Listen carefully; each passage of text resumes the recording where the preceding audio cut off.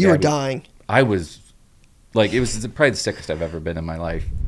It started in a venue much, much smaller than the one we were in. How did a card show start in Shipshewana, Indiana? Walk me through some of the early days. Right when I got in the hobby in 2014, fell in love with shows, started setting up, and I thought, I think I could do it. I actually went online. There's some Indiana card communities, and I said, if I did a show, would anyone come to it? 20 guys were like, absolutely, you should do it. I'm blessed to have a father-in-law who owns a hotel. I went to him and I said, if I had a card show in 5 or 6 weeks, would you give me a good rate on the room? And he was like, yeah, the first one.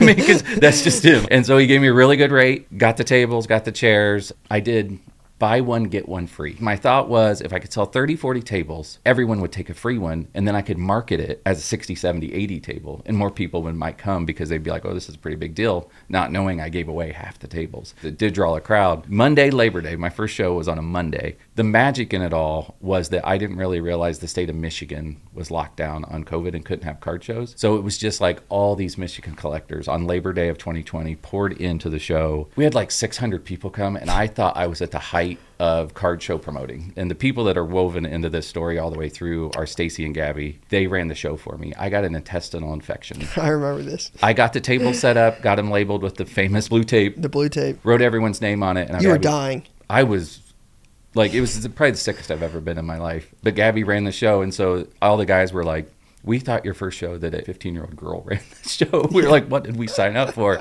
But they all loved it. That's how it started. Crazy to think if you told somebody all of those stories about that, it turned into what it turned into.